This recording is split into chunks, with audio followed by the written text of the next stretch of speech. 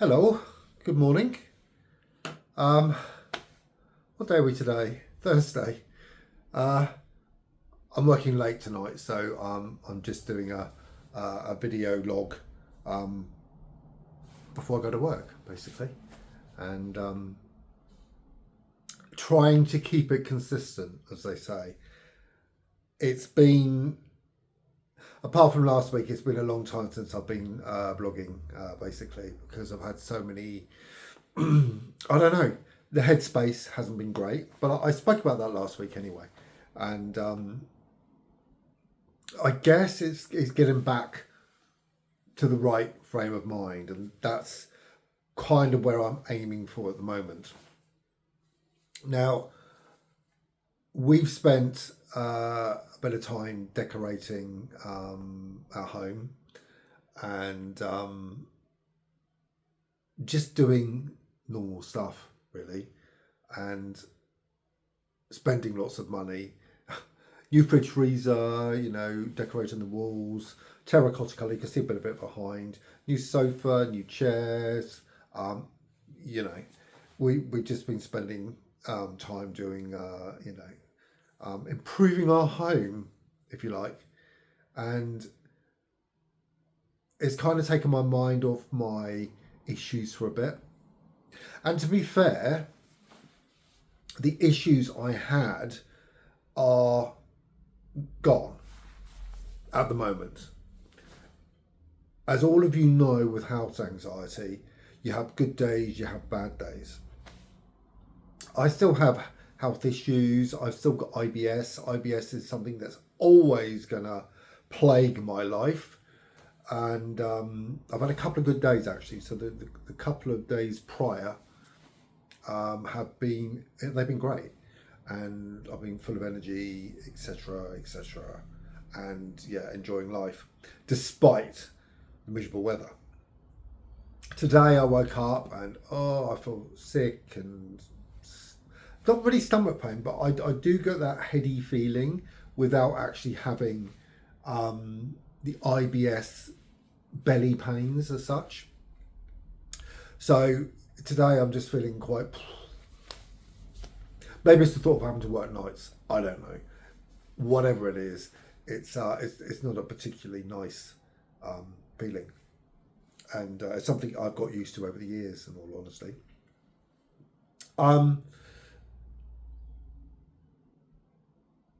health updates. Now, somebody sent me Glaucoma News Australia. So I've got an eye test coming up soon, and they are monitoring my eyes closely. I did see the specialist earlier this year, and they said yes, the ocular pressure is high. I have to be careful. The biggest challenge for me is because I've had a lot of allergies this year. Apparently, this tends to happen. I've been here 4 years, just over 4 years, and this is the time that allergies and stuff kick in. And the doctor said to me, he said, well, do you take anything for it? And I said, well, not really. I said, because I can't. As a rule of thumb, it would be antihistamines, but antihistamines with high ocular pressure do not mix at all. So I tend not to take anything for it, which is a bit of an issue. The problems I've had with my nose, despite having a deviated septum, but a lot of the problems I have with my nose is the allergies. And because that septum is deviated and it moves to one side, it gives it a bigger surface area for allergies to sort of enter your nose.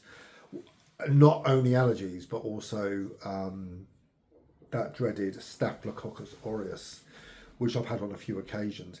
That may well explain why I've had these issues. I don't know.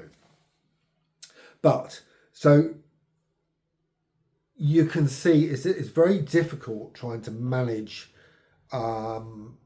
each individual symptom in an overall way, because you just can't. I mean, there are antihistamines I can get prescribed that will deal with, I won't have to deal with the restraints on glaucoma, but that's something I'm going to have to talk to my doctor about. Now they have mentioned as well about the surgery for the nose, and do you know what? It's at the moment I have those nasal strips, and I've got my sleep app on at night. Now I had taken that off for a while because it's actually giving me more anxiety. Because if you wake up in the morning, you've had no sleep, and you're looking on your watch, it just makes you worse. However, for the past few weeks, I've been sleeping remarkably well, and it's all because of those strips. Now, what they do is you put them over the nose, and it tends to open up the nostrils. So I'm not snoring. My breathing's fine. My sleep is amazingly good. So it's between 7 and 8 hours, which is amazing for me. So I can be happier. And that's those nasal strips, which I've never used in my life, to be honest with you. But I was sort of recommended to use them, and I did, and they kind of worked for me, and yeah, happy about it. Is it a long-term solution? I don't know. Is it a long-term solution? Possibly.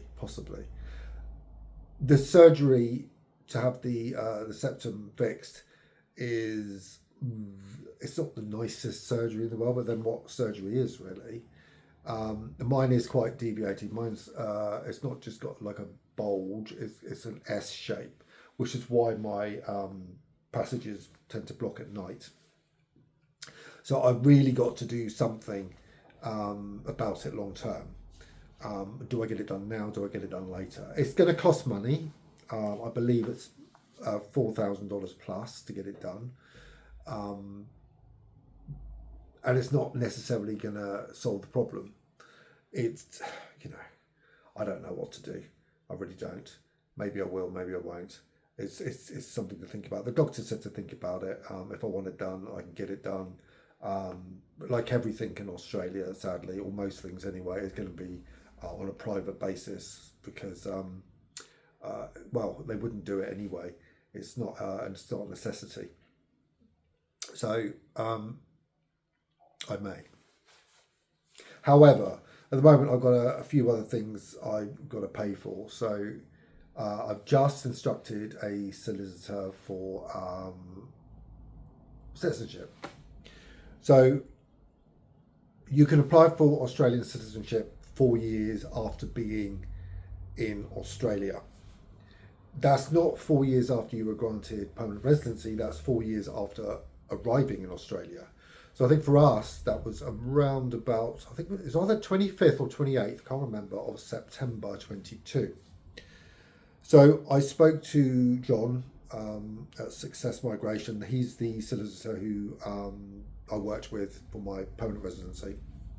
That was a hard one, to be fair. That was absolutely unbelievably difficult getting that residency. Although I was granted it within a few months, the amount of paperwork and the amount of health examinations involved was crazy, absolutely crazy.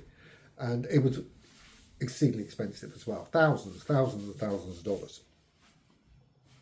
Now this next stage should be relatively simple. It will cost me a bit, but this is only because I'm getting a solicitor to do the bulk of the work for me because I just don't want to do it.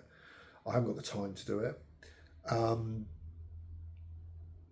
The citizenship itself, to get that now at my stage, is I think it's about $600. I will then have to get a passport after that, which is about $500 or $600. The solicitor costs are about $1,700. So that's my priority at the moment, is getting that done. And there's a reason why I need to get it done. Now, when I was granted permanent residency, I was on 26th of December 23.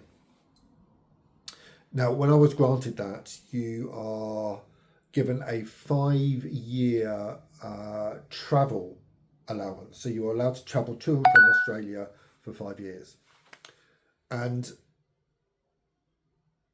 that that allows me to go to Asia, it allows me to visit Asia, it allows me to do all those different things. And that's all great. But that will end. And then when that ends, I have to apply for a returning residence visa every time I enter Australia. Every time. And I don't want that hassle. So I need to get it done. I need to go on holiday. I really want to go on holiday now. I've just asked them if it's possible to go now rather than leaving it a bit later. So we'll see how that goes, and hopefully that will be the case. So watch this space, basically. Apart from that, everything is well. Plodding along, as they say. The weather is getting slightly warmer, which is nice. I am, despite having my weird sickness this morning, I do feel a lot better than what I have been. And yeah, I'm just grateful. Everything, all my examinations, etc., turned out well. Got a dentist on Monday. I've also got a health and wellness checkup for the over 50s the next week. And yeah, hopefully everything will be fine. I'm sure it will be. I mean, look, as someone with health anxiety, it's something, God, I'm always on top of. I think it drives Darryl mad, to be honest with you. It does drive him mad. But look, I take care of my health these days. Look, I'm a lot slimmer than what I was. You can see it, basically. People say to me, you look haggard, you look old, you're looking a bit gaunt, but actually, no, I'm fine. Body mass index is fine, weight's fine, all is good. So I'm very lucky. Very lucky. I had to go and see Molescan, the doctor at Molescan, last Monday to get my moles checked because I had a dodgy mole on my head, and he checked me all over and he said, yeah, he said the one on my head is actually an age spot. So it means I'm getting old, and I obviously noticed it because I am very bodily aware, and I noticed this thing was changing on my head. But he said it's an age spot. So he said, don't worry about it. He actually gave me a very clean bill of health. He said, actually, you've got beautiful skin. And he said, when you compare your skin to Australians, he said, it's amazing. He said, you can tell you weren't born here. And yeah, he said, hey, if you had been born here, he said, you would be dealing with a lot more different things than what you are today. So that's good. But he did say to look after it. So he said, wear your hat, just look after yourself as an individual and stay out the sun as much as possible, which I do, And there's been times where I've forgotten my cap and my hat, and but especially in Thailand actually, which was dreadful. I was walking around without a hat for I think it was a couple of days, and which wasn't good. But yeah, so there's no damage in that respect. So I'm very grateful. I'm very happy. I was lucky to talk to my dad this week as well. He's doing good. He's typical old age stuff. Me and him have great banter, really, because I'm getting old. He's getting old, and we kind of talk about our ailments. Amazing, really. I never would have talked to my father about my ailments in the past, but these days we have a great conversation, comparing our, I would say, genetic predispositions, because it's obviously been passed down through my mother or my father, and what the things I suffer with, my father suffers with, and apparently so does my brother suffer with a number of them as well. So it's actually good to talk and get it off your chest, because my dad's, I suppose, he's a bit like me to the extent he doesn't have anyone else to talk to about that type of thing, and I don't. As I said, it drives Darryl mad, and he'd rather not, listen to it. I don't blame him, because he's got his own things he has to deal with as well. So, but anyway, so it was good to talk to Dad. Yeah, I mean, I'm planning about when to go home to see him and sort a few things out which I have to do at some point. I've got a lot of stuff at my father's that needs to come to our home here, so that's going to be a job and a half, arranging all that, but that's got to be done. So I will do that at some point. I was going to go next year. I will see how that goes. I'm not too sure yet whether I will be or not. I know it will be my 40th anniversary that I left school, and I think we are going to be doing something. So I would like to be there for that, despite it being, thousands of miles away. I don't fly too well these days. I don't like flying particularly, especially long distances like that. It would have to be broken up on a number of stops.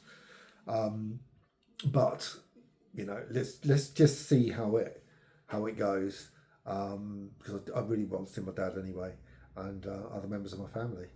So yeah. So apart from that, it's all okay. I'm not particularly blogging at the moment. I'm doing these short video logs more than anything, as more of a diary for my own personal satisfaction, and to keep you lot informed about life in Australia. And it's the way I prefer to do it at the moment. My eyesight's not particularly great. I do need to get my eyes tested again, and my glasses. I need to get some proper reading glasses as well as these blasted varifocals. These are really difficult when you're writing, so I do need to get reading glasses as well. So I need to arrange that for the future.